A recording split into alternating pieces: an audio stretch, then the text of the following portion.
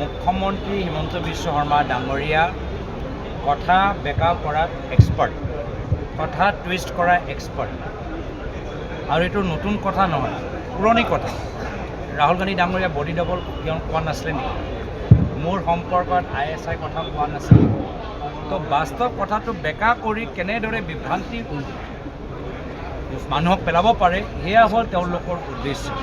নিজৰ SIT লৈ যে মানুহে যে প্ৰশ্ন কৰিবলৈ আৰম্ভ কৰিছে, অসমৰ ৰাইজক যেতিয়া সোধা যায় যে হিমন্ত বিশ্ব শৰ্মা ডাঙৰীয়াই ন্যায় দিব পাৰিবনে, ৰাইজে কয় নাই।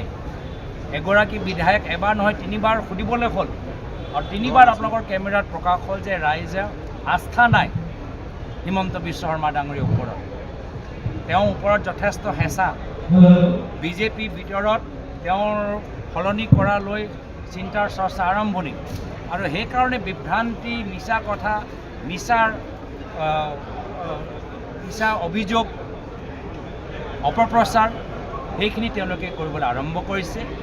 প্ৰিয়ংক খাৰ্গে ডাঙৰীয়াই মাত্ৰ এটাই কথা ক'লে যে ভাৰতৰ গোটেই IT হাব, ভাৰতৰ গোটেই IT টেলেণ্ট, য'ত আমাৰ অসমৰো ইঞ্জিনিয়াৰ, অসমৰো IT টেলেণ্ট সোমাই আছে, সেইখিনি আছে বেংগলোৰ, সেইখিনি আছে হায়দৰাবাদ।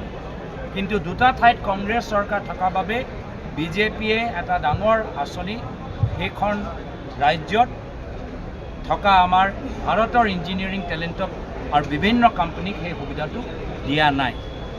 এতিয়া দলৰ চিম্বল চাই কেন্দ্ৰীয় চৰকাৰে আঁচনি বিতৰণ কৰিব নেকি? আঁচনি এইটো বিজেপি দলৰ ব্যক্তিগত আঁচনি নহয়।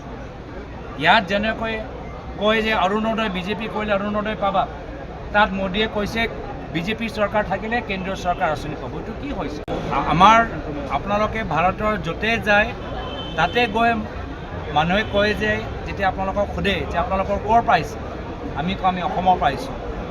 অসমৰ পাইছে, আপোনালোকৰ মুখ্যমন্ত্ৰী আবুল তাবুল কথা কিয় কয়? কোনো ভাল কথা অসমৰ সম্পৰ্কত ভাৰতবৰ্ষৰ মিডিয়াৰ চৰ্চা নহয়। মাত্ৰ মুখ্যমন্ত্ৰী হিমন্ত বিশ্ব শৰ্মা ডাঙৰীয়া আবুল তাবুল কথাবোৰহে আজি ভাৰতৰ ভিতৰত মিডিয়াৰ ভিতৰত মানুহৰ মাজত চৰ্চিত। অসমৰ আজি আমাৰ মান স্বাভিমান বিবেকৰ লৈ মানুহৰ ধাৰণাই ভুল হৈ গৈছে। তো সেইটোৱে দুৰ্ভাগ্যজনক কথা যে মুখ্যমন্ত্ৰীৰ কাম, মুখ্যমন্ত্ৰীৰ কথা আজি ভাৰতৰ মাজত অসমৰ স্থিতি তললৈ লৈ গৈছে। নীতি আয়োগৰ ভিতৰতো দেখিছেই যে শিক্ষা আৰু চিকিৎসাৰ ক্ষেত্ৰত আমি তললৈ গৈছোঁ।